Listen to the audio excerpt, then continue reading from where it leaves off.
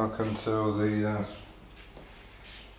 E-Type club members and E-Type Jaguar enthusiasts.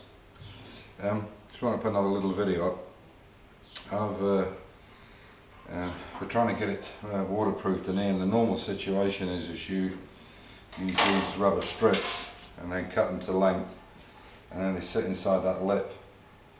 And when I did this bonnet, I made it very tight, the lip between the bonnet coming down and this edging, so it's quite a tight fit there. This fits in it, but it makes the bonnet look a bit awful, and the lines, as you can see, are as perfect as I can get. Anyway, I think they're pretty good. They're so flush, the door and here completely flush. So what I've done is I've come up with another idea.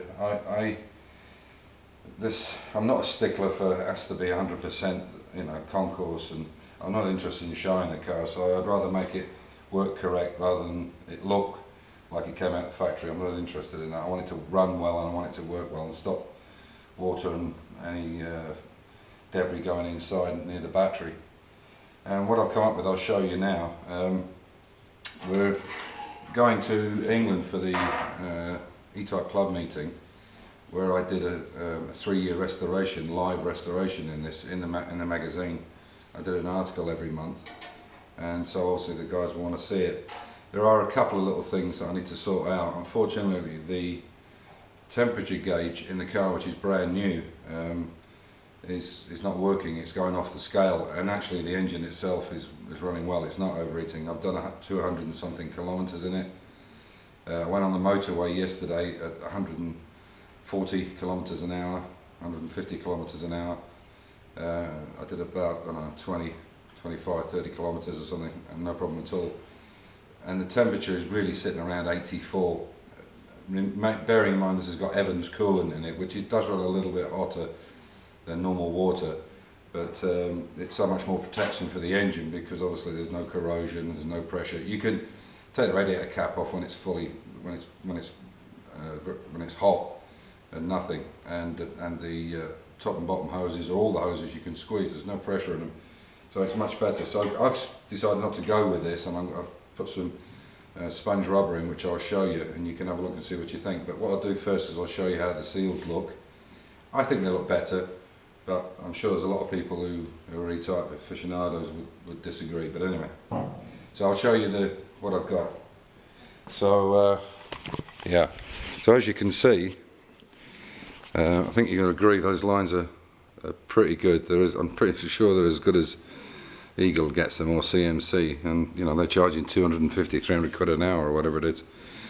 So as you can see, I'll put this. I'll take you around this side first and show you the light. I'll put the light on, and you can see what I mean. Unfortunately, tomorrow I'm going to have 2 little paint dabs, put one on there and one on there, and that was my fault. I'll show you in a minute how it happened. It's very stupid, but I made a mistake. Anyway, so I'll turn this light on and you can see what I'm talking about.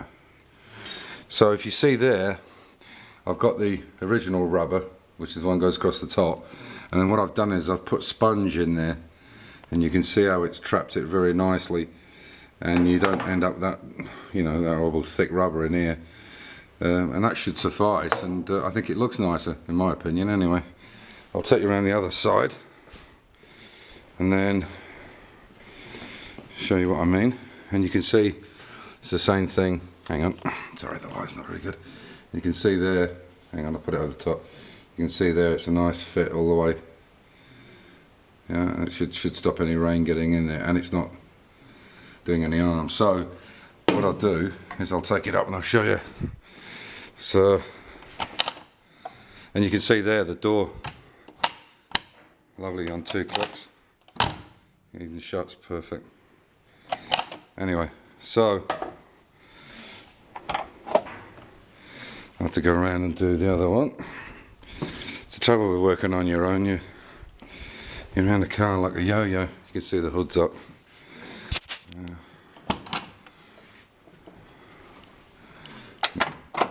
You can see there. So you can see what I've done. So you can see that's the piece that should be on it. What I'll do now is I'll cut them screws down. Again, like I said, I want to put this body seal, or what do they call it? It's not under seal, but it's body schutz they call it in Austria. Body seal. It'll come to me. God, I must be getting Alzheimer's. Anyway, I didn't put it on the inside of this, and that's why it's so shiny. You can see the difference in the texture there.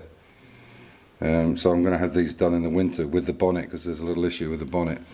And as you can see, that's what I've done, is I've put that on there. I think it looks smoother, and the nice thing about this stuff is it's dirt cheap, and you can put it on, you can change it easily enough to change it. I'll show you the other side. Oh, how I did this, yes, just as a, you can see when I was tightening these up, these brackets for the, yeah, you can see that's exactly, where the damage is, and that must have been an extension piece.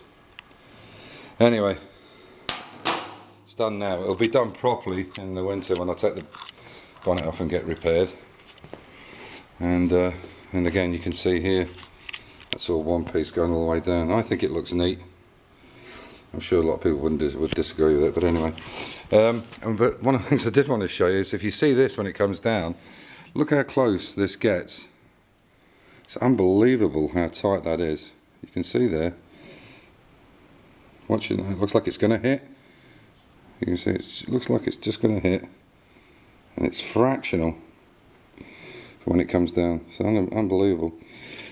Anyway, and the other thing is, quickly before I finish, is everybody said to me, when you line up the bonnet on the body for painting, you have to make sure you put the engine weight and the gearbox weight will make a difference to the gap on the side here. And as it turned out, I had no problems at all. I fitted the bonnet.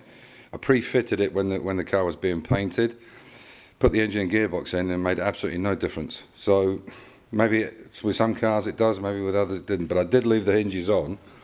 I did make sure I left the hinges in place, and all I did was bolt them back on, and the bonnet sat almost perfect. The only thing that went wrong was I had that butterfly screw there with the wings sticking side on, left to right instead of backwards and forwards, and it created that little bit of damage there.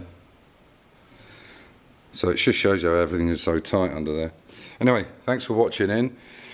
Hopefully the gauge will come and I can get it sorted out. And this steering wheel, I would advise anybody to go with it. It's a great bit of kit, bit of security for the car, and it's very easy to take off and on, and gives you so much access to everything inside here as well, all the gauges and so on. Anyway, thanks for watching in. Take care, and I'll give you another update at the weekend. Bye for now. Bye.